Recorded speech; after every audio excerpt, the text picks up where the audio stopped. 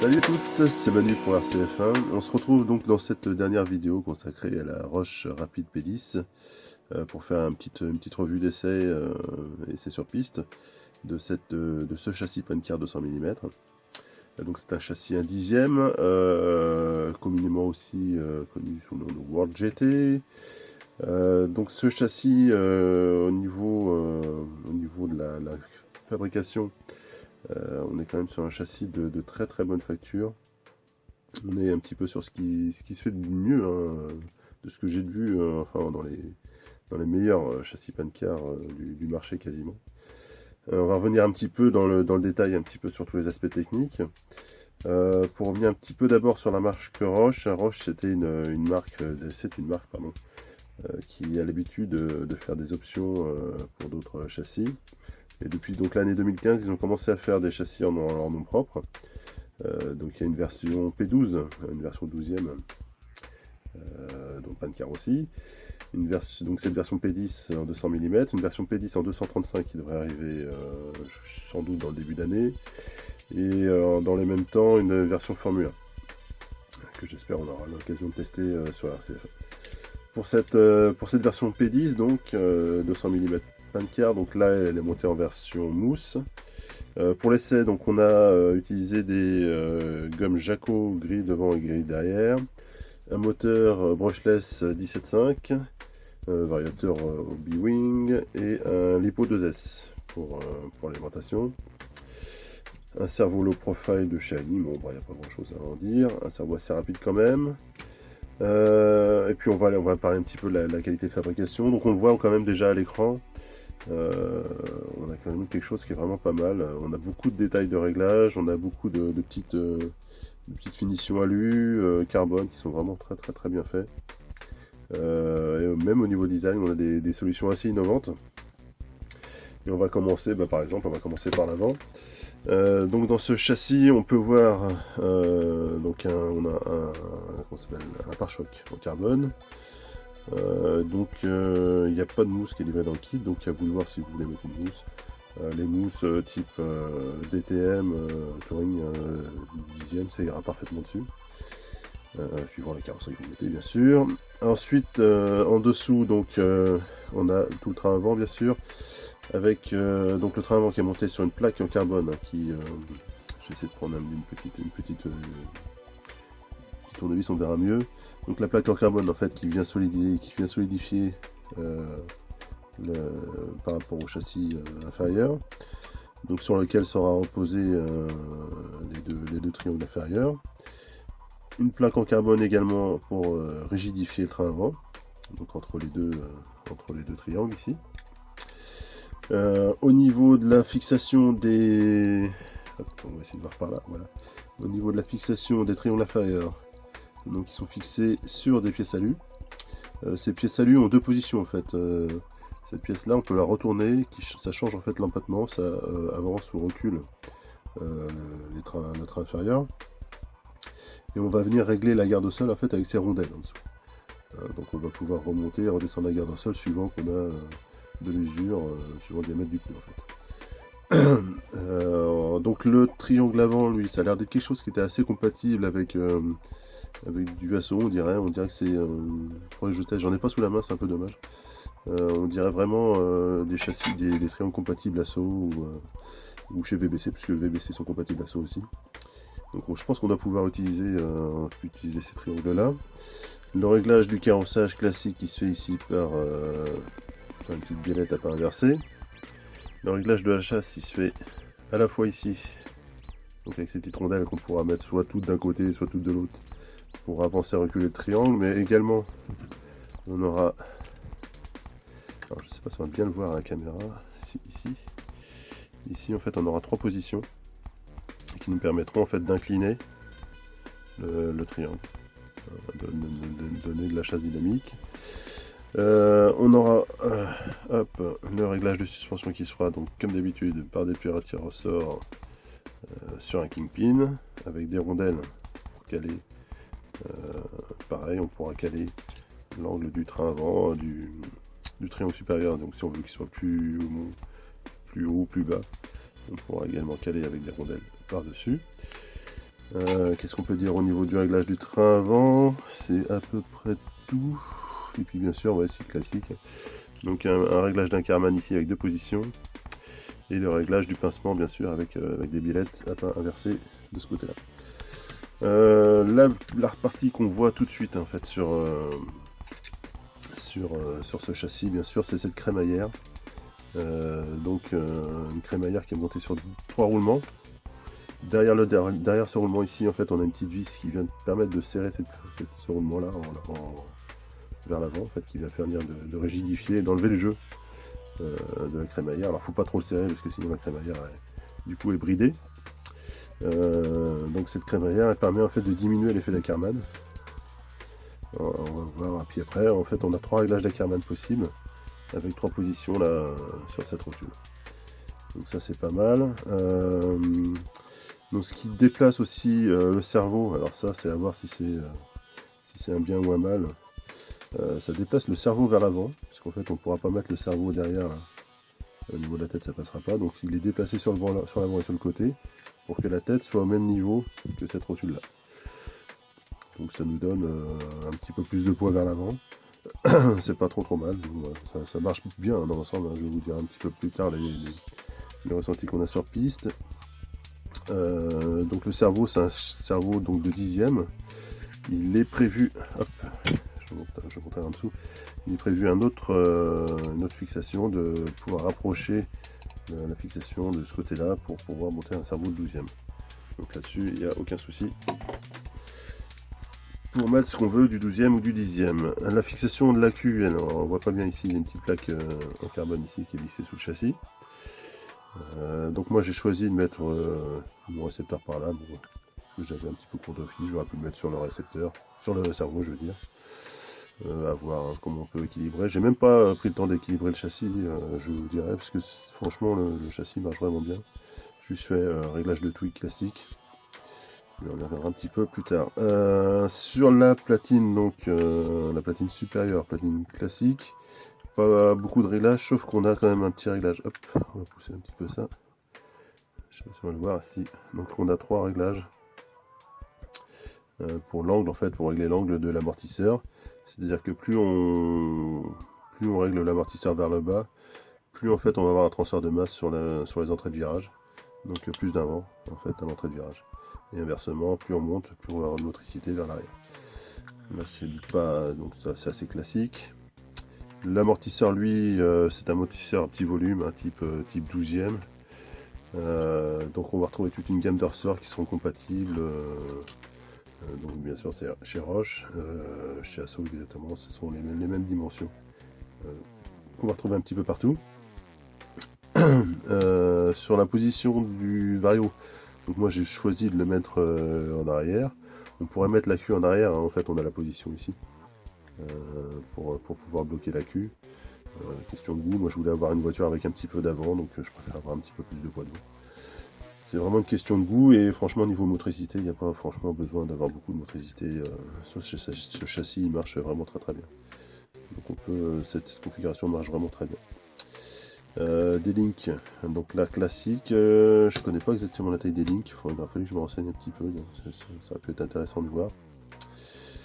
Des lignes classiques, les ressorts ici, donc il n'y a qu'une seule jeu de ressorts qui est fourni dans le kit. 2 dumpers à graisse de chaque côté. Alors la graisse n'est pas fournie dans le kit, donc moi j'ai mis de la 30 000 pour faire les essais. Donc sur une moquette assez accrochante, ça va bien. C'est un bon réglage. On a de la motricité, en même temps on a de l'avant, donc ça marche plutôt pas mal. Dans le, tiens, justement, je vous en ai pas parlé, dans l'amortisseur central ici, j'ai mis de la 600. Pareil, il n'y a pas d'huile qui est fournie dans le kit non plus pour l'amortisseur central. C'est un petit défaut de ce kit là, il n'y a pas de graisse de diff non plus. En fait tous les fluides ne sont pas dedans. Il n'y a pas de sauve-cerveau non plus. Donc faudra en prévoir un. Ici j'ai mis un Kimbro. Donc c'est un Kimbro médium. Classique, ce qui se fait on met du X-Ray ou ce genre de choses. Il y a des très très bons sauve-cerveau chez X-Ray par exemple. Donc ça peut être pas mal. Donc on a dit des doubles dumpers à graisse. La position du pod, donc vous voyez c'est relativement allégé côté roue gauche et côté roue droit, donc la fixation du moteur est classique en haut et en bas. Alors la petite originalité en fait de ce pod, c'est les excentriques en fait qui servent à la fois pour régler la hauteur de caisse ici. Donc c'est toute cette pièce là en fait est un excentrique. Et donc si on la retourne, on va changer la hauteur de caisse. Donc si on la retourne comme ça, on va changer la hauteur de caisse. Par contre si on la retourne dans l'autre sens, on va aussi changer l'empattement. Donc on a deux réglages d'empattement possibles. Donc on va reculer ou avancer l'axe arrière. Et on aura donc deux réglages de hauteur de caisse possibles. Alors moi avec les pneus de cette dimension là, ce ne sont pas des pneus qui sont super fins. J'étais obligé de mettre, je ne sais pas si on va bien le voir ici, voilà, j'étais obligé de mettre une petite rondelle en fait en dessous pour monter un petit peu l'axe parce que j'avais pas la garde au sol que je voulais, hein. J'étais au-dessus des 6 mm, donc j'ai mis une rondelle de 1 mm pour descendre à 5 mm de la caisse. Il existe des options, il existe deux autres cales en option qu'on peut acheter avec deux autres réglages de hauteur de caisse différents. J'avoue que j'ai pas regardé non plus quelle hauteur de caisse on peut avoir parce que c'est pas très clair dans le châssis, dans le kit. Dans le kit, je veux dire dans le manuel. On sait pas trop, ils nous disent que les pièces options existent mais ils nous disent pas quelle différence elles ont entre elles. Donc c'est à tester. Et au niveau du diff, on va terminer par là. Donc au niveau du diff, on a une couronne donc en 64 dp avec 16 billes à l'intérieur, donc un diff assez fluide. Une butée à billes, une vraie butée à billes, donc pas un roulement comme ils font souvent dans les kits Pancar. Donc une vraie butée à billes à l'intérieur avec des rondelles d'huile classiques et les fixations par 4 écrous classique Pancar. Ce qui est pas mal sur ce kit, c'est que en fait toute la visserie, même la fixation des vis, même la fixation des roues avant, en fait toute la visserie est en métrique. Donc on n'a pas du tout à jongler. Souvent en fait en Pancar on a pas mal de jonglage à faire entre de la visserie US et de la visserie métrique. Là dans ce kit, absolument tout est en métrique, donc on n'a absolument aucun souci. Il y a juste en fait les roulements qui sont livrés avec dans le kit, qui sont US puisque les côtes des jantes sont en US. Donc là on est obligé, on n'y coupe pas. Voilà donc ce qu'on peut dire sur la fabrication du châssis. Donc c'est quand même un châssis qui respire la qualité, quoi. On a des trucs vraiment bien finis. Enfin moi je trouve que c'est vraiment bien fini, la qualité de fabrication est en rendez-vous.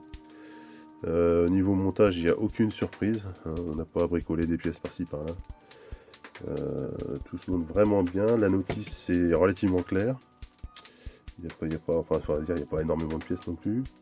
Ce qu'il faut bien faire attention, donc c'est l'empattement, hein, je vous le dis sur l'avant et sur l'arrière. Déjà bien réfléchir à ce que vous voulez faire comme empattement avant de monter la voiture. Parce que ça change pas mal de réglages, hein. Ça change le réglage d'Ackerman, ça change l'entre-dents par exemple. Donc c'est des trucs qu'il faut réfléchir au montage et pas de tout redémonter après. Voilà donc ce qu'on peut dire sur le montage. Maintenant on va parler un petit peu plus de ce que j'ai pu tester en conditions de piste. Donc je l'ai testé donc, sur la piste moquette de la SNN. Donc une moquette type ETS, un petit peu ce genre de moquette noire très rase à fort grip, donc je vous l'ai dit avec des pneus Jacko gris devant et derrière. Et donc la voiture réglée quasiment 2 boîtes, donc je vous l'ai dit avec de la 30 000 ici, 600 ici, un diff pas trop serré, et puis les ressorts d'origine, voilà, 1,5 degré de carrossage de chaque côté, et voilà, et donc c'est tout en gros. Le reste j'ai tout monté de boîte, et la voiture direct posée sur la piste marchait super bien. j'étais vraiment bluffé par ce premier test. D'habitude on a toujours un petit peu de réglage à faire, des trucs à revoir, reprendre la voiture et tout, et là je la pose des directs, ça marche. Donc il n'y a vraiment pas de souci sur la performance de la voiture. On est vraiment sur un truc qui marche d'entrée de jeu, de boîte. Et d'ailleurs je vous laisse regarder un petit peu ce que ça peut donner sur la piste. Alors avec ici, j'ai utilisé une Caro Porsche 911 GT1. Alors c'est pas vraiment l'idéal, hein, j'avais pas grand chose d'autre sous la main. C'est pas vraiment l'idéal pour courir en grande GT. D'habitude je cours plus avec des Caro Sofia ou Gianna ou ce genre de choses. Mais là c'est une Caro qui a quand même pas mal de grip aussi, donc on est assez proche de ce qui se fait en grande GT au niveau de l'appui. Et donc je vous laisse regarder un petit peu ces quelques tours. Et on se revoit un petit peu après.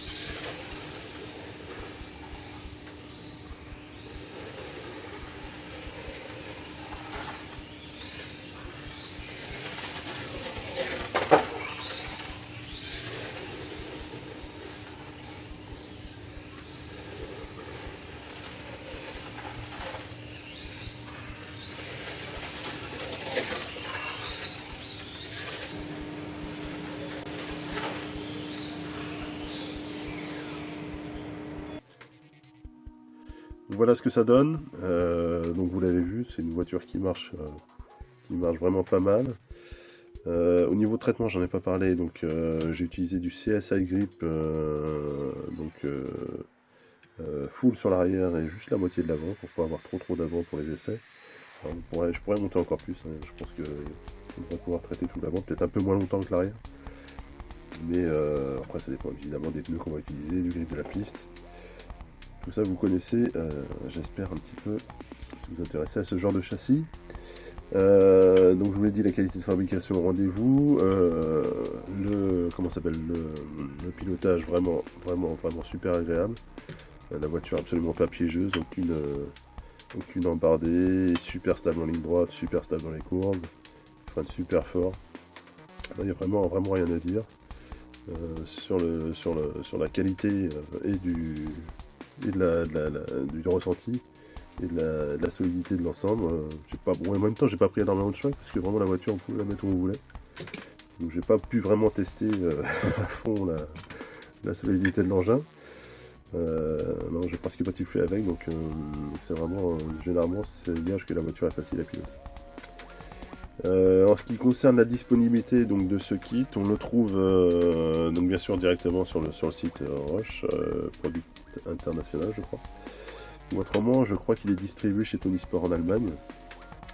À voir s'il y aura des resellers en France qui pourront le distribuer. Mais bon, c'est un châssis, c'est une marque à mon avis qui va être intéressante à suivre dans l'année à venir. Je pense qu'ils ont du potentiel, c'est vraiment un châssis qui marche vraiment bien. Et puis je vous dis, la qualité de fabrication, c'est vraiment bien. Voilà, donc je crois qu'on a fait le tour. Donc on se retrouve pour une prochaine vidéo, j'espère qu'on pourra tester la F1. Je serais curieux de voir ce que ça donne aussi sur la piste avec des gommes. Peut-être une petite surprise si on a le temps, on pourra peut-être tester, je sais pas si je les ai là, je vais vous montrer vite fait. On aura peut-être le temps de tester ça sur Pancar. Qu'est-ce que c'est ça? En fait on croit que c'est des pneus de F1, c'est des pneus de F1. Mais en fait c'est des pneus de F1 montés sur des jantes CRC, donc ils sont compatibles Pancar, on pourra les monter dessus. Donc bon, ça changera un petit peu la garde au sol parce que les pneus sont quand même un petit peu plus hauts. Donc il va falloir bricoler un petit peu, mettre des rondelles. Il n'y a pas grand chose à faire, hein, juste à mettre des rondelles en dessous les cales de réglage. Et on testera ça. Je ferai peut-être une petite vidéo vite fait de roulage pour rigoler un petit peu avec ça. Ça pourrait être sympa. Donc c'est une catégorie qui est en train de se développer aux États-Unis, qui s'appelle World GTR.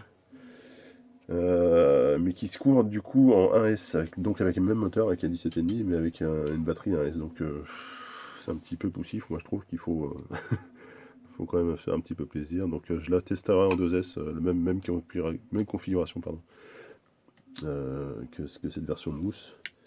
Donc en 17,5 2S, et puis on fera peut-être un petit briefing. Enfin je vous ferai une petite vidéo sur piste, histoire de voir ce que ça peut donner.